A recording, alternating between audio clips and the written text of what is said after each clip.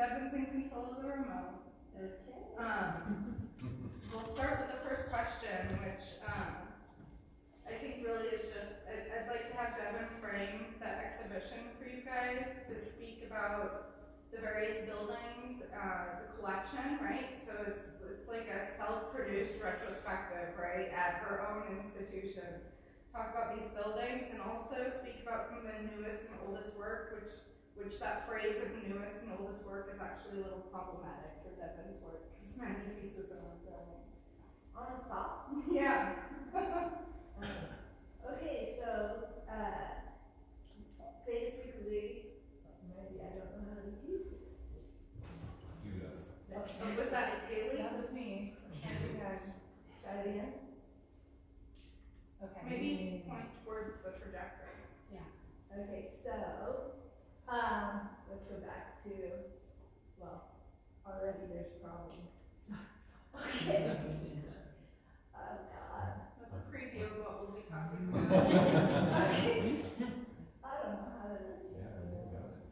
Girl, I'll get you back to the start. There we go. Okay. Okay, and then just quickly, sorry y'all. This worked really well this week. Okay, wrong button. Thank you. Sorry. Okay, so my practice really began as an intern at the Dikeou Gallery, which this is a picture of the building that used to be a building. It just got torn down. It's called 41 West 57, and he was an immigrant from post-World War II Europe, from Hungary, and along with Leo Castelli, it's kind of one of the forces that really brings contemporary art to the forefront as we know it in a dealer sense. And this is a building where I was the intern, and weirdly, this is what's going to be projected to be at that building in the future. So this is Mark Foster Gage. He's an architect. And even more coincidentally, I just found this out like 2 days ago. He was an architect who I knew and who was going to redo the loft in New York. And the first time he came, it had all this fantastical, wonderful, like Batman stuff. And I'm like, wow, this is really great, but I want to put my art in here too. And so then he decided 2 staircases going down in the loft, and it would have been spectacular, but it didn't quite happen. But it's a funny coincidence, isn't it? Yeah. He turns out to be doing this building, which is really Gothic, right? And when I was at Tibor's, one of the things I had to do was go down into the basement, which wasn't really the basement. It's in between some of those floors that you saw. It was a disused women's bathroom, and I sorted out art forms, and art forms used to have artist projects in them. This one's called The Marketplace. It's by Lucas Samaras, and I remembered it quite differently. So what you're seeing is how it really is, and I'll tell you my memory of it, which was it was 3 double-page fold-out gatefolds like this, and the first one I thought said artist, but here, as we can see, it says dealer. And it's kind of like a skeleton, neo-abstract expressionist, which is strange from Samaras' work. And the next is the critics. I remember that part, or no, I had artists, dealers, collectors, but it goes dealers, critics, and the collector, which is the voracious part of the dealing with art. And it's from these different positions that I kind of started my practice, and you can see that here in this Venn diagram that I made. There's Zing Magazine, the Dikeou Collection, and my art making practice. And it's funny because Dikeou Gallery was really a literary gallery too. It has some of the great movements of poetry. John Ashbery came out of there. As far as artists, they were showing Helen Frankenthaler and Carl Andre and Fairfield Porter, and then I started Zing Magazine, which we see at the top, and also the Dikeou Collection kind of came out as a magazine, and my art, because my art is about these different positions, the gallery, the critic, the collector, the street, the magazine, the car, the dinner table, and the middle of that, the middle of all of that Venn diagram, in between all those different places, that's where my work kind of resides. And we talked about buildings, so here we have the Colorado building. It's kind of funny next to the Mark Gage thing, right? And then Dimitri worked on the reproduction of the Colorado building, and this is a scaled down version of the Colorado building, which will eventually go to Tiny Town at the end of the retrospective, which is that I think everybody here knows about it, but I'll just say it just in case you haven't been in on the really great secret of Tiny Town. But it's kind of a children's attraction right next to Red Rocks. You can get on a little train and drive around and see all these little buildings. And we have a pad, and the Colorado building will be there. And right there on the 5th floor, you see reproductions of the Dikeou Collection, because while it's away, it's resting in the Tiny Town reproduction, and will come back. And the Dikeou Collection is kind of the brainchild of my brother and me. And so that's me on the right and my brother Connie on the left. And I made this in about 10th grade, so. What medium is it? It's charcoal on paper. But it looks really fancy, and the exercise, let's remember, it's 10th grade art, so they're teaching you the grid process. So you grid the photograph out, and then you draw little grids, and you can checklist-like make really nice, realistic things. And so here's Jerry's records, which we see. And this is a piece that is at Jerry's records, and it's based on the right. You see the Metropolitan Museum of Art.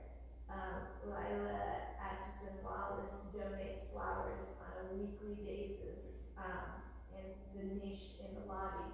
And what are lobbies? They're really in between spaces, and all these buildings that we've been talking about, it's the place that draws you in.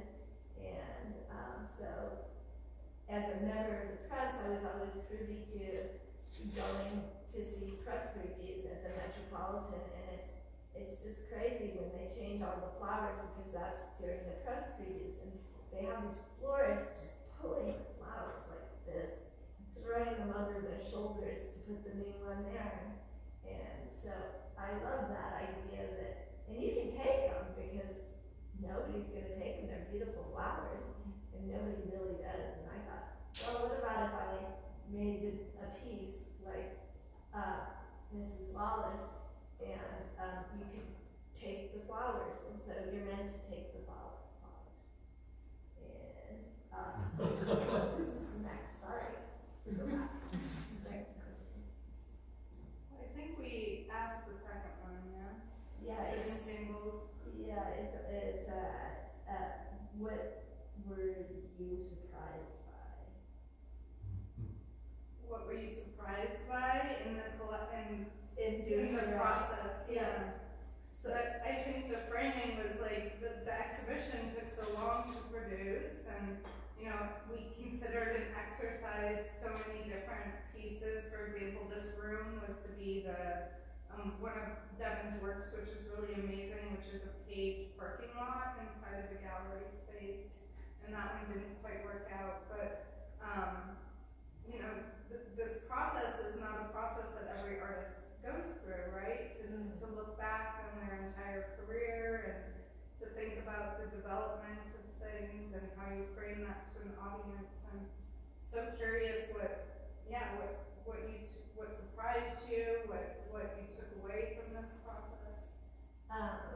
Well, for sure, it would have been great to have the asphalt piece, which is called Asphalt Jungle Pit here, but and it has actually existed in Cologne, and also in New York City, and also Seoul, Korea. pay the gallery. But on the 5th floor in a building of this age, it was a no-go. Yeah. For structural engineering purposes. we don't know ARAP yet, which is one of the most famous structural engineers. But what I was most surprised with is I watched TV 24 hours a day, 7 days a week. And if you can believe it, I didn't watch Seinfeld with all that TV. I thought it was going to be like Dynasty. And you really needed to see episode 1 to understand what episode 2 was about. It's the exact opposite, as we know. And so.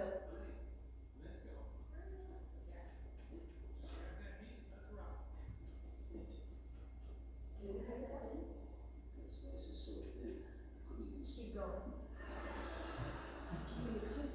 Keep going. I guess I just assumed. Alright, let's do it. Here we go. I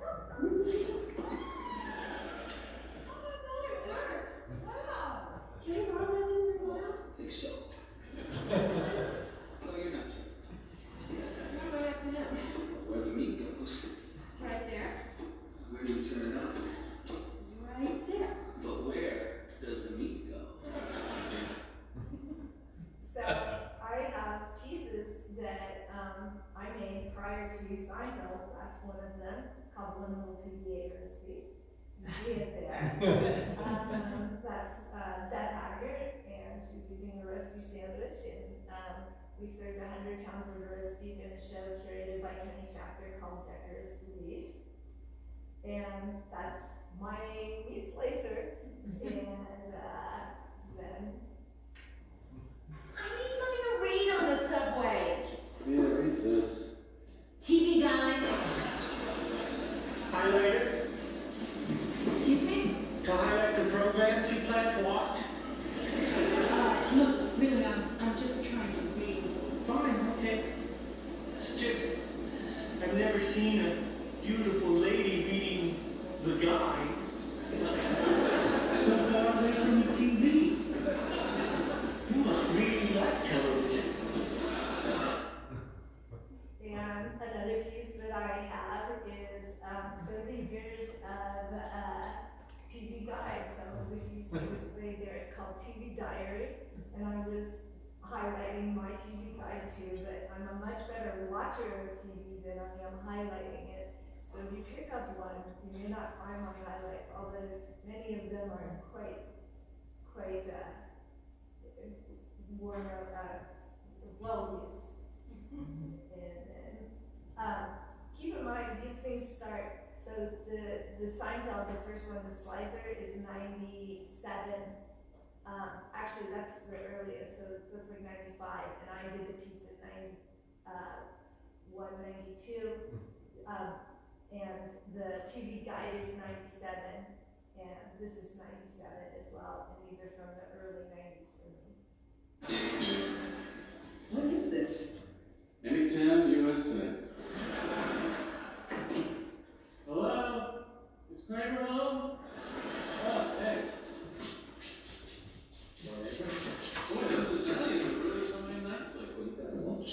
You've got to. You barbecue tonight? We have fireworks.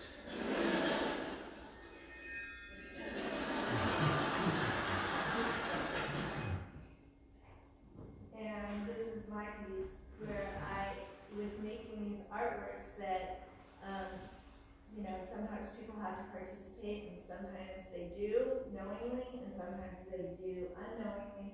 And so I built a screen door across the entry of the gallery for a show called From Things You Can't Remember to Things You Can't Forget.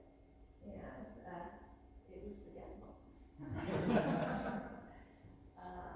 And I can see there's people.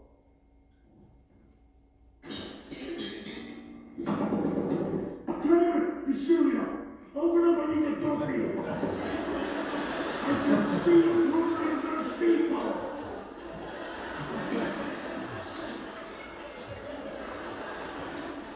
Hey, Scorpio. And this is my piece from 91, and that again is in do. Do you wanna share where that was first installed for this exhibition? You share, because that was your idea, so you share, and it was great. Yeah, well, it was first installed in the restroom door here in the hallway, in the men's restroom, until it became a problem because this floor's restrooms are also used by the tenants.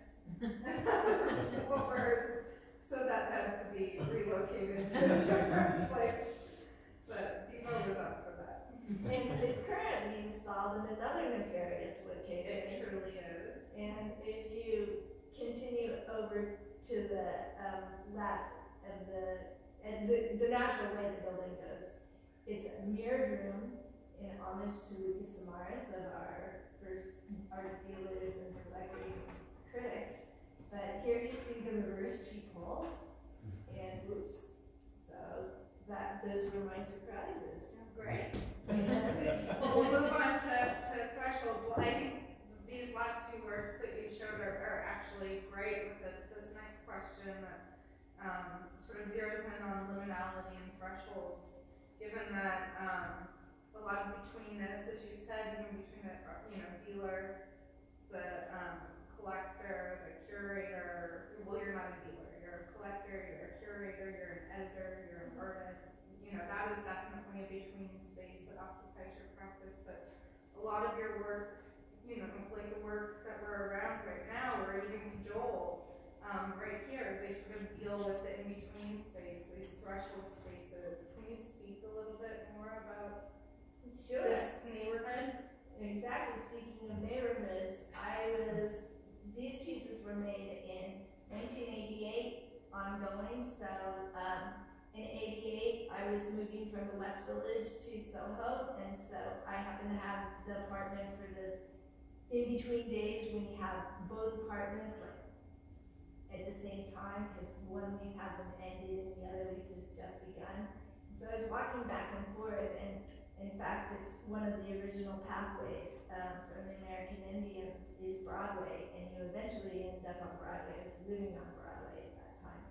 And I started seeing the gates as in-betweens, and not so much as security, but almost as modernist paintings. And I based them on all these ones that are in this room on different modernist tropes or minimalist tropes, and the prefabricated metal gate as a canvas, as it were.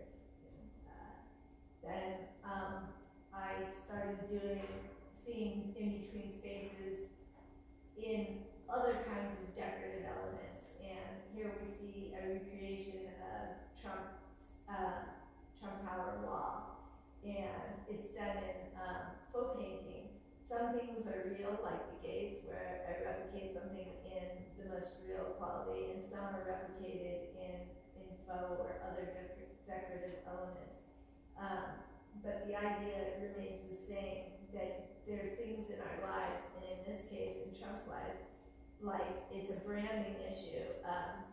And if you think about it, he uses the wall both in his rhetoric and in his semiotic visions better than anyone, because you don't think of the White House when you think of Trump, and that's what you think of when you think of a president.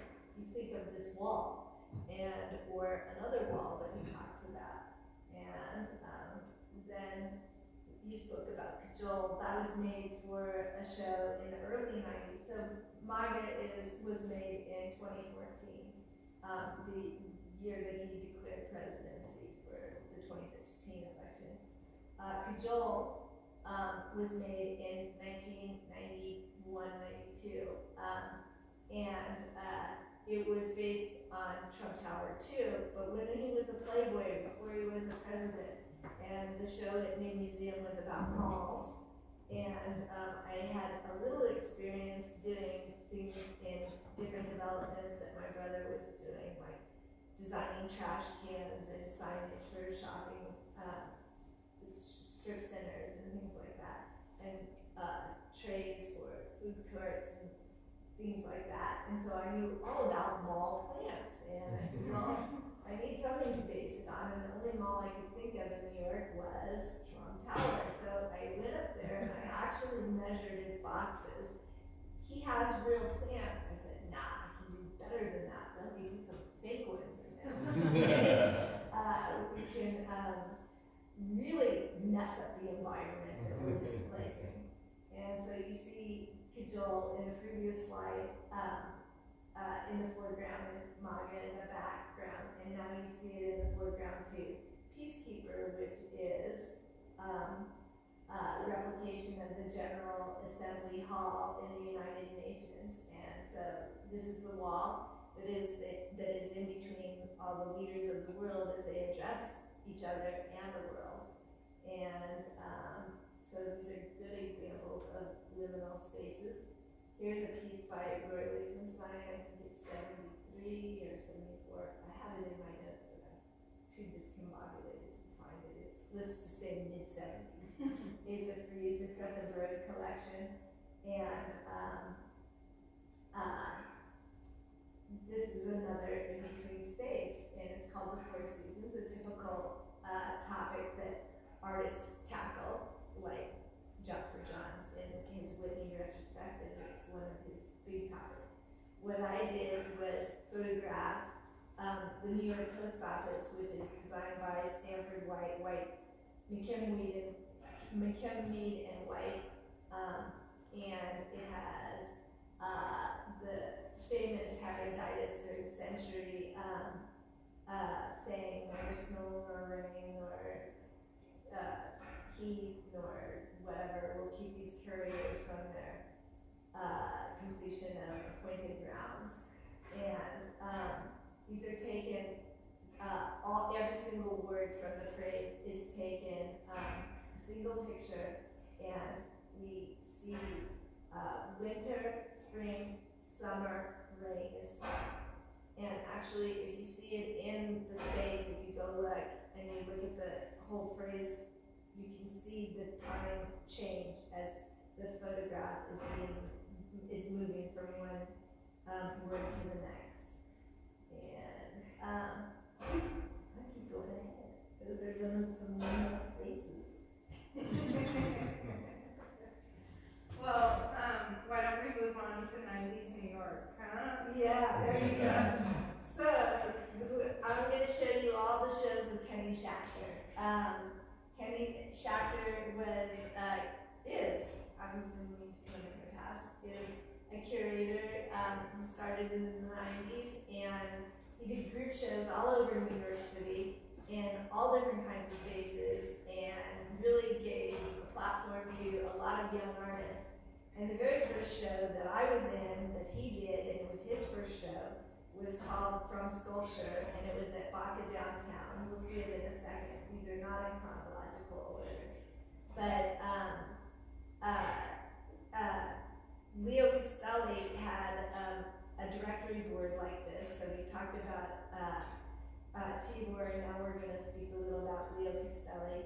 And I was very influenced by the Metro Picture crowd and Sherry Levine said, well, if I can't have a Walker Evans, I might as well make one. And that was her kind of quick definition of appropriation. And I thought to myself, well, if I can't be on the Leo Castelli board, I'll make one. And so I went to Leo Castelli. I really have tape measures on all my keychains.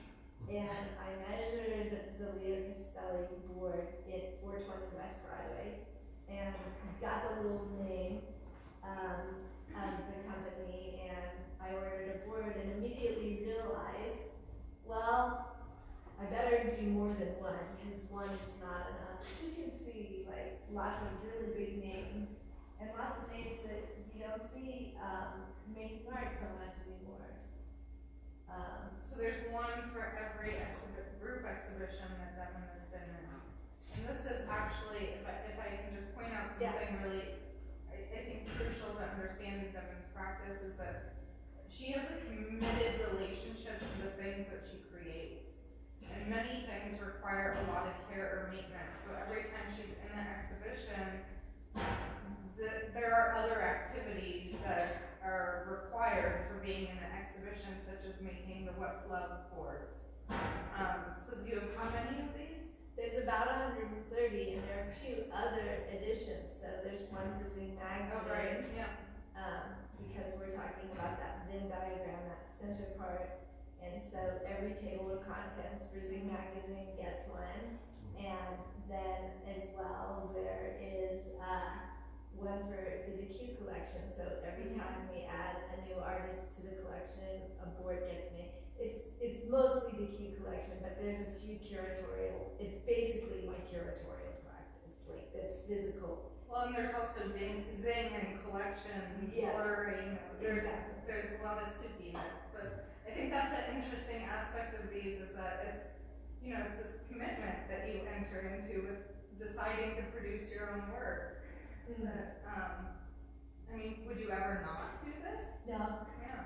Well, the story is, of course, Anquar, it might be urban myth, that he was so relieved, he would paint every day a painting of the day and then take the local newspaper if he was abroad, but mostly it was the New York Times, and put it on the back, and then one day it was stolen, and it was like his little valise that he carried around,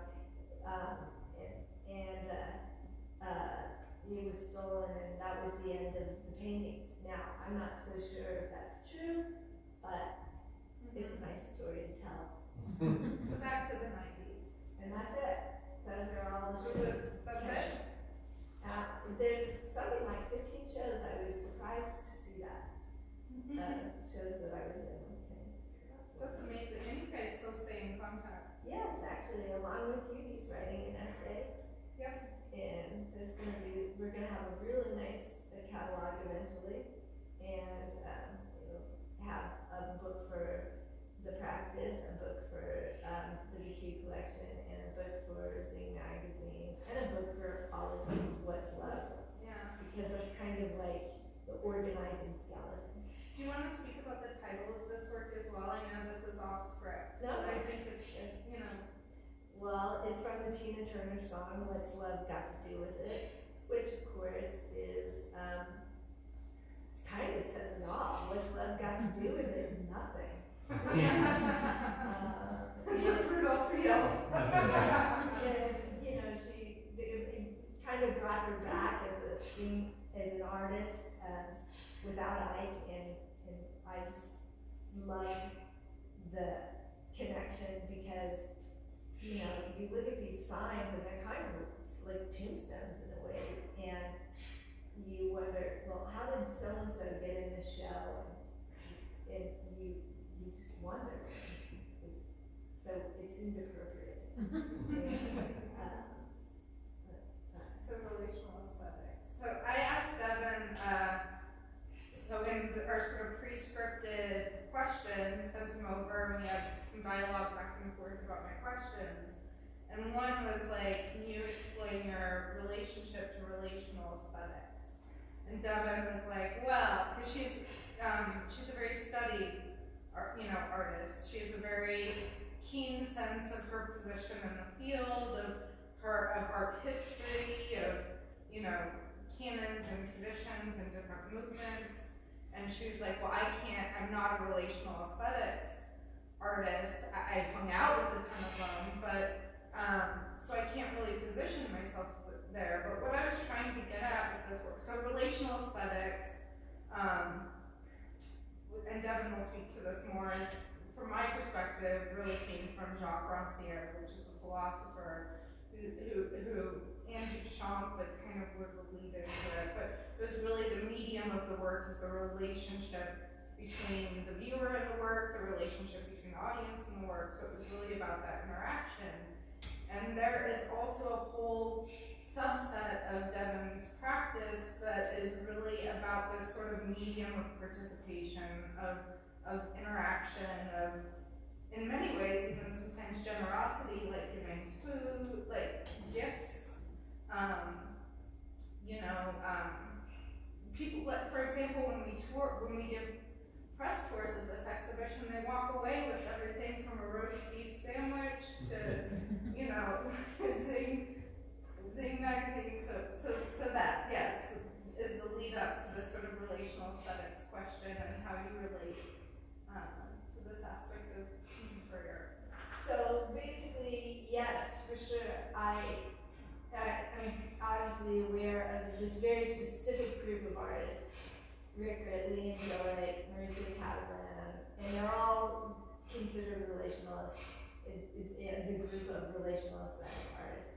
And I actually did practice at the same time, but I'm not in that group of people, as Courtney pointed out quite aptly. So I kind of think of it because for me, Manet is the artist that is in between. Because my practice is really about in between these different players in the art world, positions as it were, in the art world. And that certainly happens for me first with Manet. Why Manet? Manet is not quite an impressionist and he's not quite of the school of Courbet, that is coming out of, the salon of Paris. And it comes with this painting. And why this painting? This is the first time that the Odalisque, the naked lady, really engages the viewer. She's looking at every single one of you right in the eye. You can say that about the Mona Lisa, but the Mona Lisa has a little thing in front of her, Here, she's naked. She's giving you her all. The thing that's in between, which is often the case with Manet, are the flowers. The flowers are they're being offered to her and to the viewer as in between, both physically and in an emotional space. So then we have here Marcel Duchamp, which this piece is Magical work. Yeah, this is an ongoing piece from like the 20s to 66. And Arensberg, who is his main collector, put in something in the string which is being crushed by the two metal plates together. And if you read this, it tells you that he doesn't even know what's inside there. If you pick it up and shake it, you get to hear all the magic. It's With Hidden Noise is the title of the piece. And here, speaking of food, we have Mary Oppenheim on the left, where she had a naked person, in this case a female, being lying down on a banquet table with food being served off of her. And Mary Oppenheim is part of this was for a surrealist performance. And on the right is Hunter Rentals and Chrysanthemum Stathakos. They redid it in their own kind of way at Threadwax in Space, and the body of the food, where the food was being eaten off of, was a male body. And here we see Gordon Mata Clark and Carol Gooden's Food, which was a restaurant kind of like what you're about to go. Bodega, Exactly. And here he invited artists. Well, it was a co-op, and so there was no places to buy food in Soho except for Finelli's Bar. And so he made a co-op, and you work a few hours at the co-op, and you could get coffee or your dinner or your lunch, and it basically just like how food co-ops work. He also curated interesting dinners. Like one of the famous ones that I love is you ate meat, say you had chicken, and took the bones off the chicken that you ate, and you put them in a pot, and they boiled the pot, and they had a jeweler there, and the jeweler put holes into the chicken bones, and then they strung them into a necklace, super pebbles and Bam Bam Flintstone style, and you wore them on your bones. And then Jackie Windsor, something with live shrimp crawling across the table or something like that. But I'm sure I haven't got it quite right, but anyways. And then this is of course the famous Yes painting of Yoko Ono, and the one that got John Lennon so interested in her, and he climbed up the ladder to see what was painted on the painting on the ceiling, which is Yes. And so here's a piece that kind of relates a little bit to the Fluxus and Surrealist gestures of the in relational aesthetics. It's called Call Me. It was for a show that you just saw, Kenny Schachter's closing open bar. It's not enough that you have an open bar, you have a closing open bar. I put 1,000 matchbooks of flamingos, and I signed my phone number, and anyone who wanted to call could call and leave me a message. And I received a number. We recreated this for the retrospective, so it is a dedicated line. If you want, call it up. There's some matches in the other room. And here we have Rickart's piece. The title I'm not going to quite get right, but it's a tea house that's been turned upside down, and he is part of the relational aesthetics. And part of your collection? No. No? Okay. No, but For some reason I thought. I wish he was. He's a terrific artist. Was he in Zing? No. Oh.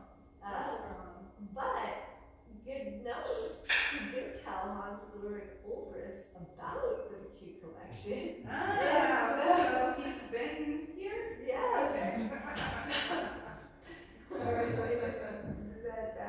So that was a big day with Hans Ulrich, and then of course The Marcel. bottom balloons. Yes, and so this is a piece that Marcel Duchamp made of all his pieces, and it comes back to Tiny Town, you know, in miniature. John's did something similar, but not nearly as good.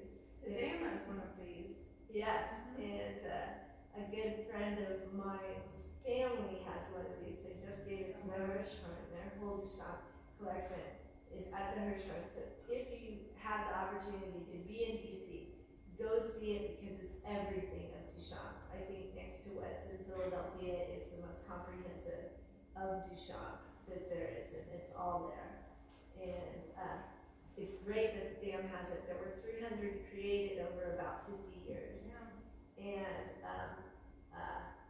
so he has troubles with additions too. I like that. I remember you wanted a little 90s story, so Yeah, here's a good one.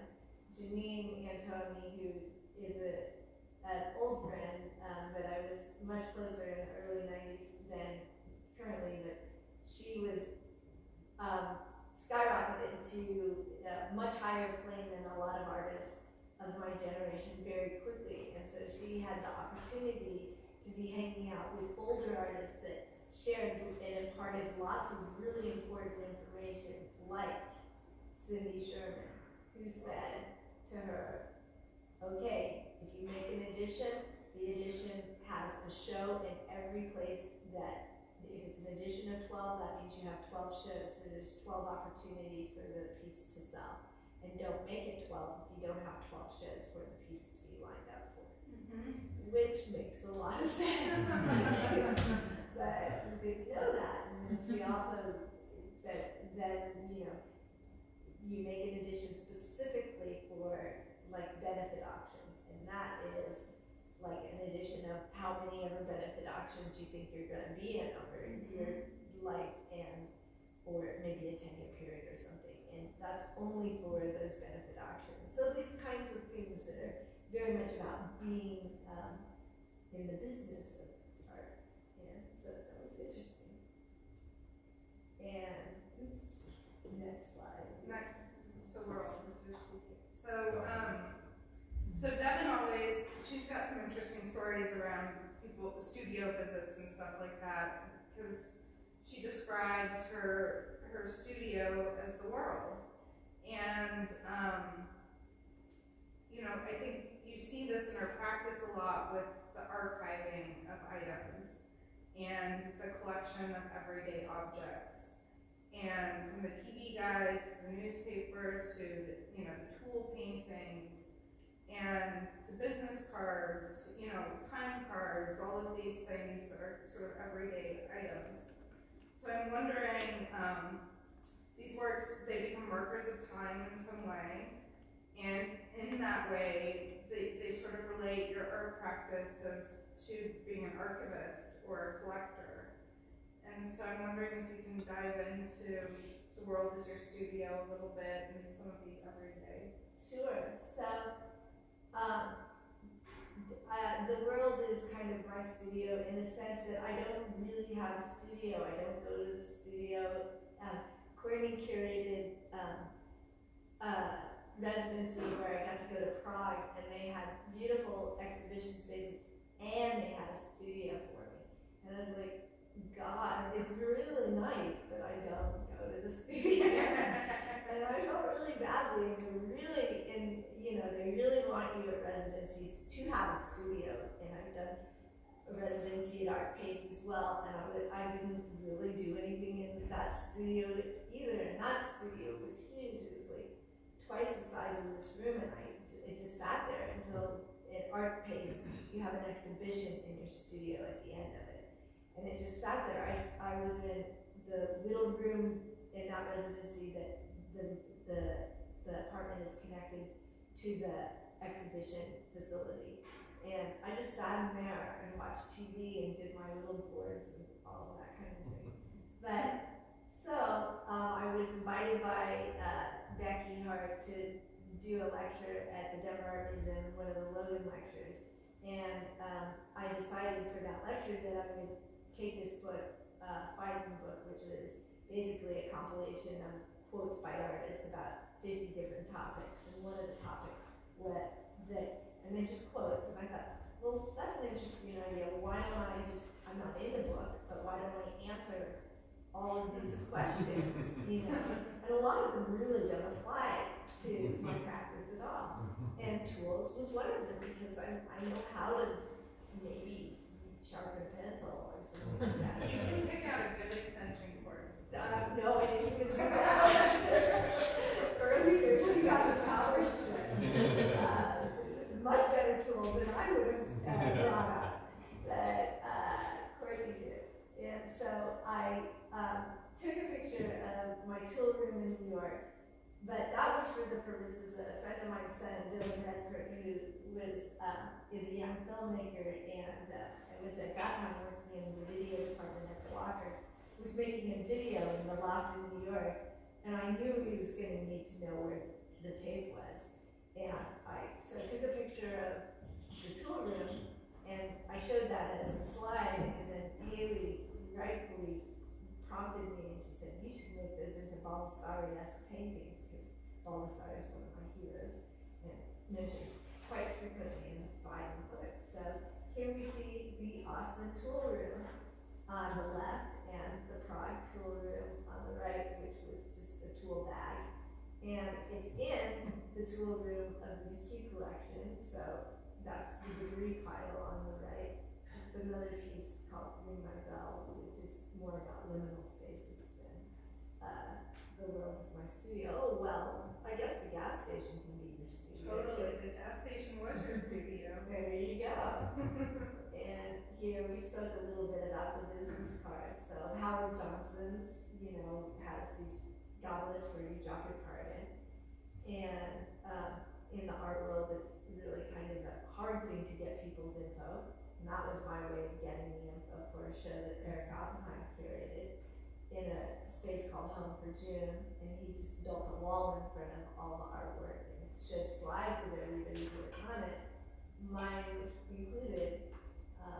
And that kind of leads us to, a restaurant is an in-between space. It's a great in-between space. And Great. that leads us kind of to this. This is at an art fair called The Independent. And I was in this restaurant called Mezzogiorno that you see there.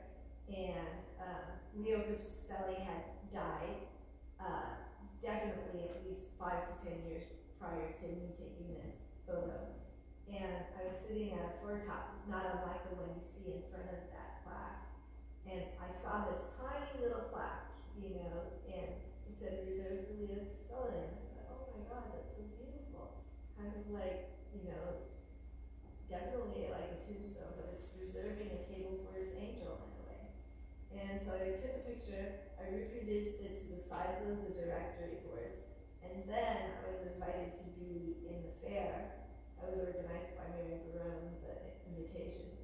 And so I went to Mezzogiorno and said, I'm going to blow it up big. And they said, great. And I said, can I have a table, a floor top? They said, fabulous.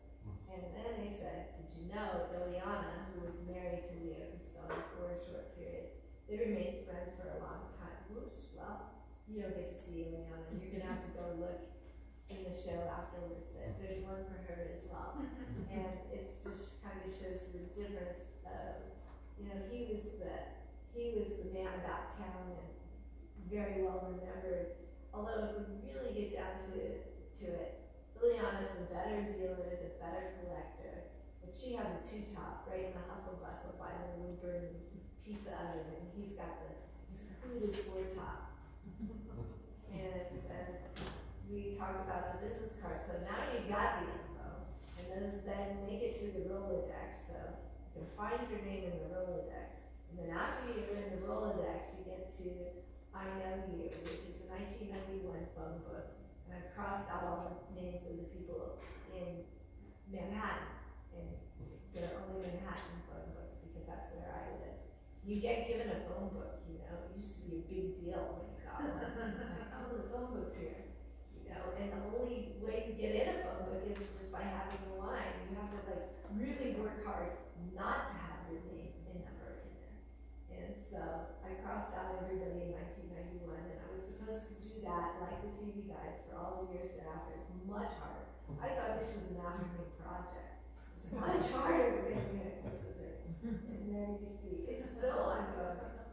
It's really funny because I've had some visitors from the early 90s New York come through, and they love it. They are like find themselves, and then one person is like not at all offended that I miss them. And they're like, give me the Sharpie. And then she goes by her own name, not her husband's name, and she's like, let's find Greta.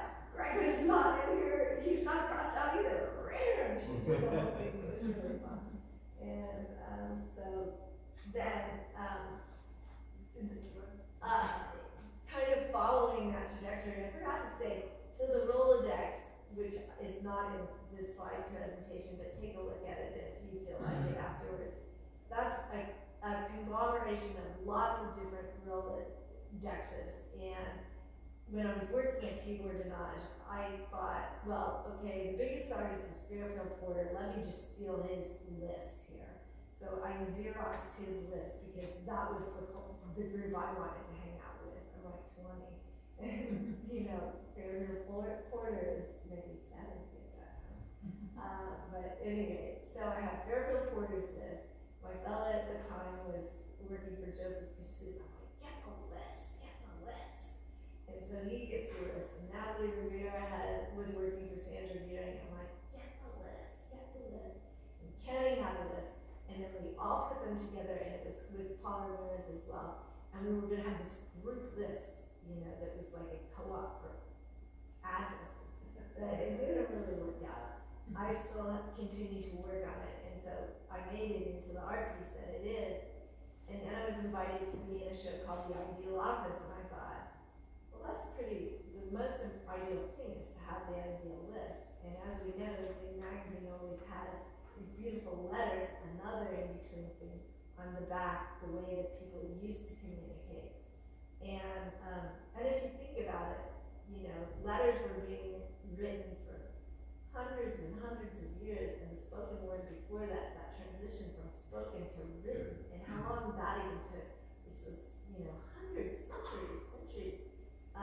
And then how quickly our way of communication has changed, you know, within the 20th century we have the telephone, then we have, you know, the answering machine, then you have email, then you have texting, and where is letter writing in that? Where is, you know, face-to-face communication? So, anyways, one of the many Simons in London knew that I loved letters, and he grabbed at one of the markets, or in fact, somebody gave it to him, gifted it to him, so it's a re-gifted and gift, that gets re-gifted in the end. A copy of Warhol's database in London. And so I was given that, and then I said, well, I can't just hold this for myself, I have to give it to the Ideal Office. And so I gave it to Geraldine Costel, whose project it was.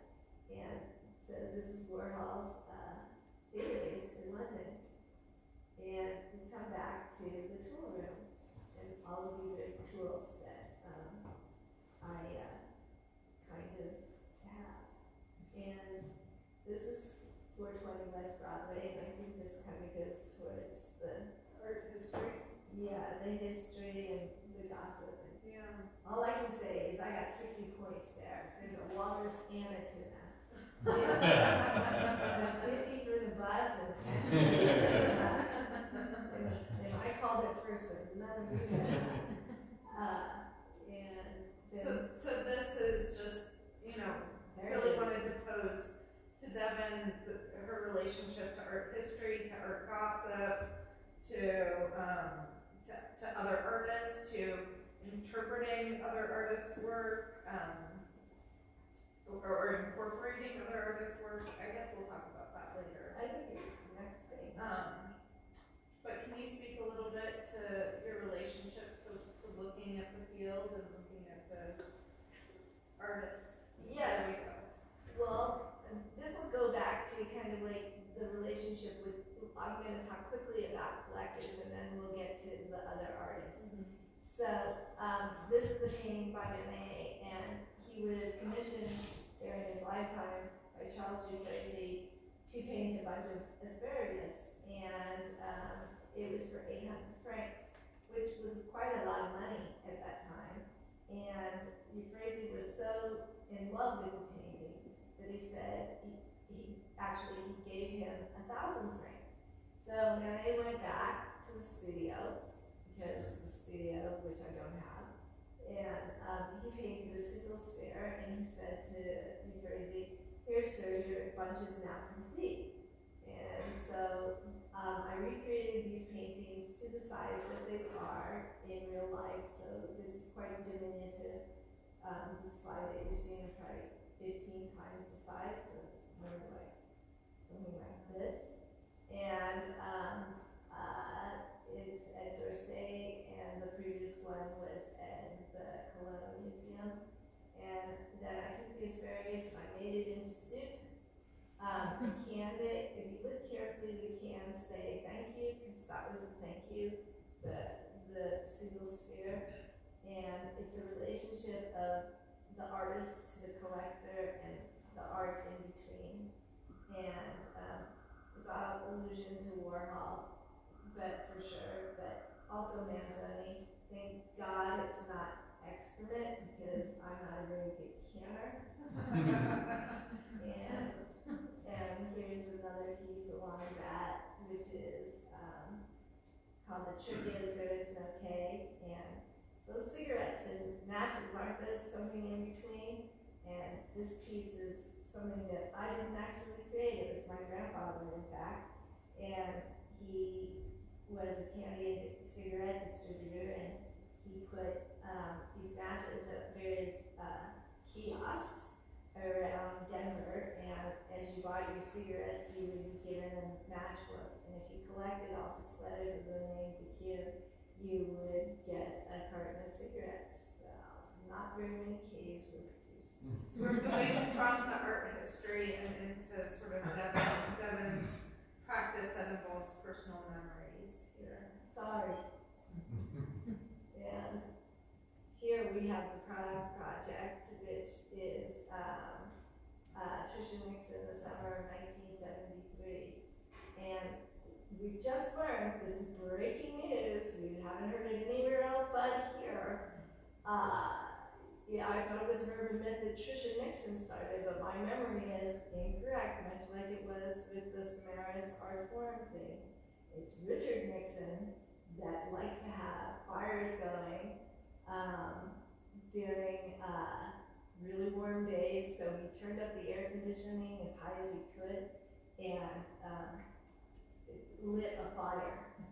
And there you see a detail of a fire in Prague, and it's kind of like this in-between space, right? That you're both making hot and cold, or maybe neither, because the air conditioner isn't that good. And the current incarceration is from the 70s, so it works like a 70s air conditioner. And the fireplace is from the 2000s, and it works like a fireplace from the 2000s. It doesn't emit much sheet. So there you see the European version. And then this is a clock radio this all occurred during the 1973 gas crisis. And that's where I heard all the information was from clock radio. And so this radio has been outfitted with the CBS radio of 1973, the summer of 73. So while Tricia and Richard Nixon are not waiting in gas lines like the rest of us, and having air conditioning on at full blast in fireplaces and even though it's summer, this is what. You can have a fire while you're eating. Yeah, we do have a fire almost every night because we have dinner here. And my father absolutely loves to have a fire. In the summer and in spring when it's really warm out and he wouldn't think of having a fire, he'll turn the air conditioner just so we can burn one. Hey, your mother once said that you'd like to go up to his study, light the fire, turn up the air conditioning to maximum so it'll be dark. That's Put on some music by one of our hands and about the way to be mine. That's right. He does that. Can we go and take a look at that study? Yes, shall we go? That's Trisha. In case you don't know. So now I'm an adult, and my job after Tibor Dinaj's job was working for Collins and Malazzo, the curators from the 80s and the 90s. And I was lucky enough to be invited in a show that they curated, and their shows were mostly painting. And the title of the show, which never really has anything to do with the show, but it's kind of a semiotic exercise, was called Needlepoint Embroidery, Macrame, and Crochet. And of course I take it literally, and I'm like, well, they don't want a gate, you know, which is what I was making. And so I was, working for them, and I said, well, I want to do something with my security blanket. And Mike Kelly was showing a lot at Metro Pictures with the abject stuffed animals. And so I put it in the gallery underneath the pillow every day. And this photograph is me in the early 90s. It's my first catalog picture. And with 90. And she's a very special lady. She might make an appearance, you never know. And every day during the show, I would go and take it in the morning and pick her up at night. And here we see something. Also, so now these are different than I was sorry. This one's about butter, and Courtney curated talk. It's called Talk with Your Mouth Full at the Black Cube HQ, and you get to choose an ingredient. And it's another in between, which is butter, and butter is the thing that binds so many different things. And so there's some transparent pie out on the food table, but there's also in the room that's dedicated to that performance and talk. There's a Sally Lynn bread that was made, as well as buttered popcorn. It looks kind of like a wimpy ball in its presentation. I wouldn't suggest the popcorn, but the bread and the pie are both I tried the pie, and it's really, really good. Oh, good. And the bread is, I found this out too. It's funny, the different things that you have known your whole life. It's one of my mom's oldest friends, and I made her bread just for, the holidays, and then she called me up right afterwards, and she said, it's George Washington's favorite bread. He eats it every morning. I'm like, no, I had no idea. But, and it is really good bread. It is, so help yourself to it if you feel up to it. And then, as you were talking about,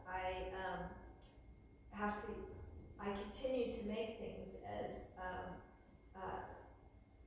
I exhibit, and so this is the next painting that will be made. They're all based on the Baldessari painting that he showed at the new museum, that is a painting that he commissioned a sign painter to paint, that he was going to show at the new museum, and then every time else that it's exhibited, also a nice reference towards what Stell got to do with it. So every painting every time it's shown afterwards, a painting is added. And the same, but 90 has her whole series of those, and it's called the 90 timeline. And the 90s party dress needs some sprucing up, and Courtney Lane Stell is just the gal to help her in that endeavor. And the Portman is set, and it's called All Sewn Up, or just Sewn Up, under the auspices of an artist curator top. And so, the next question, this somehow got screwed up. No, this is fine. Okay. I'm remembering it incorrectly, that's the problem. Alright, in the next one. Yeah, so there's several works that are not, I'm gonna combine the next two questions, because I think we're Yeah. kind of narrowing some time, but, many of the spaces in the exhibition include other artists' work, particularly at the pop-up as well as here. And then there's also, in relationship to other artists' work, or a sense of like the collection that was here before, the remnants of the previous work that was installed is really evident through holes that are patched or not patched, or dust of the sort of frame edge that you can see on the walls throughout the exhibition space. So can you talk a little bit about the inclusion of works that you've collected, as well as the sort of leaving of the specter of the previous installation within this context? It goes back to that Venn diagram in the in-betweenness, because even in my practice, as far as like showing, I often have other artists' artwork in it. So whether it's E Magazine, which is part of my practice, as we stated, it's 16 to 20 different curators or artists that are in a magazine that I'm putting together. Or if it's the Dikeou Collection, it's the group of artists that we've selected to present. And as you said, their presence is just as important. Their names complete what's love got to do with it. Devon Dikeou is just the constant, the common denominator. Their names is what actually makes the piece or the presence. And it's kind of, Haley did this show, the Is Fair this past week, and it's about the dynamic of the group.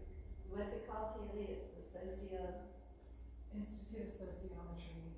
Institute of Sociometry. So the relationship of the individual to the group. And so, my work is really about that dynamic of what happens when the group involves itself in your work, or you involve yourself in the group. So in this case, what we see is the piece that couldn't move, so logistically it's there, but both semiotically and in an effort to kind of place myself within the context of the Dikeou Collection, it makes perfect sense as well. It's Wade Guy in the Room with the Way Black, and it was purchased from his Hunter final show and made specifically for this room. And it is about 5 feet tall, maybe a little less, and you can jump up on it. And it's an in-between space, isn't it? He's blocking the space from all the entries that you can get into it. And so I decided to recreate the wallpaper of my mother's powder room, which the bathroom is the ultimate in-between space where you're either doing your business or some other nefarious activity. And so it was long lost, this wallpaper. I snagged some scraps when she moved out of that house, and I stored them somewhere, and Haley found them, and I was just like, oh my God, I never thought I'd see these again. But I knew eventually I wanted to recreate it, so it's recreated for flavor paper, by flavor paper for the in-between space with Wade's work. And there you see it with divorce, which is an in-between place. It's not because I was traumatized by the divorce. In fact, it was a great relief. But during that time, I decided, like all kids, you have long hair, you suddenly one day want short, and I went, what? And it freaked my mom out, and she called school had to stop, the whole thing. My dad was just like, picks up the hair, puts it in an envelope, maybe this is where I get the archiving from, where it's don't throw away. It's since been thrown away 3 times from the exhibition and that we still have some other scraps. But I like that, 2 different reactions to the same gesture. And this is at the pop-up. So it's an archive of all the zine magazines. There you see the Zine Poop Christmas tree. And here is Lizzie Bugatsis with one of her ice legs. And it's in front of donation. And here we see the relics of all the pieces that were once here and shall return. It's not a white cube anyways, so I'm not committed to trying to make it something that it's not. I think it's more like dragnet, and it should embrace the cheese of wherever it is. And then that brings us back to Nani. And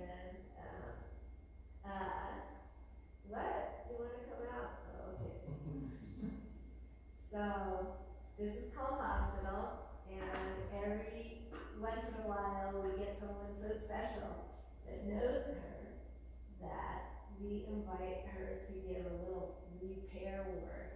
She's in her sleeping bag right now, and if you give me 1 second, here's a book, and I have a pen here somewhere. Tiny. And Devon still keeps her with her all the time. here's a pen. Okay. So these are sewing boxes for all sewn up. And Courtney's gonna choose a color, and you guys get to choose. I'm gonna open those up over there. There's a little bag for you to make your own sewing kit. And you can choose one color. I picked my color out earlier. Okay, did you pull it into your pocket? Nope, it's right here. Okay, there's scissors and tape. So I thought it would be hard to pick in the dark.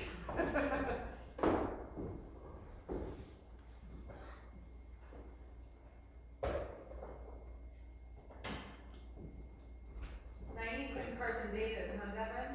Yes.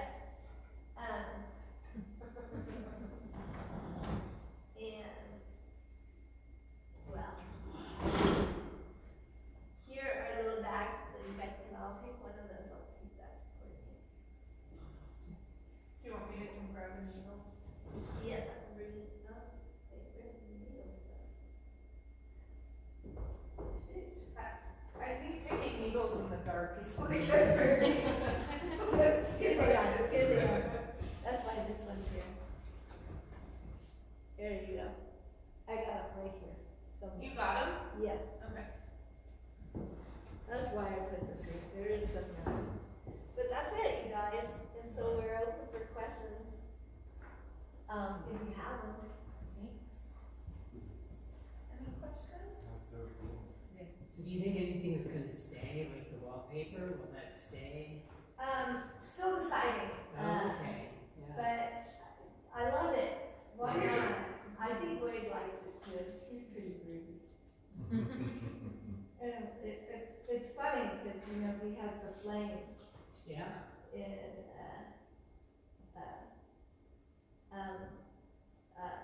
definitely Lizzie's. We have a new piece coming with Lizzie. Another ice sculpture. It's going to be an ashtray, which is really exciting, and it's a little bit bigger. We're talking. Does anyone sew? It's wrapped around the top. It's wrapped around the top. Okay, continue, Devon. I will figure this out. Okay. We have thread as we spoke. It's at the top. Yeah, it's tucked in. It has a little place to tuck it in. But so Lizzie's piece, the ashtray it also has a nice relationship to the Damien Hirst that, the Denmark Museum owns, because it's another ashtray. I thought that was a lovely kind of gesture. There's gonna be, lots of new artists when the collection opens up again. We're in the process of, getting a bunch of Walter Robinson paintings, Kai Shachter, Kenny's son, a series of prints that he made. I hope, fingers crossed, I shouldn't say anything. We have other people that are in the works too, that, those will be lots of fun new additions when it opens up again. And that'll open in, about the end of 2023, maybe the beginning of 2024. We'll close in the spring equinox of March 20th, I think it is, of 2023.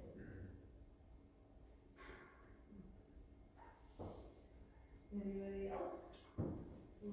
Take a little gift, everyone. They're thimbles, and is it engraved? They're engraved. They're casts. They're cast. Okay. So it has a little casting of this event. Yeah.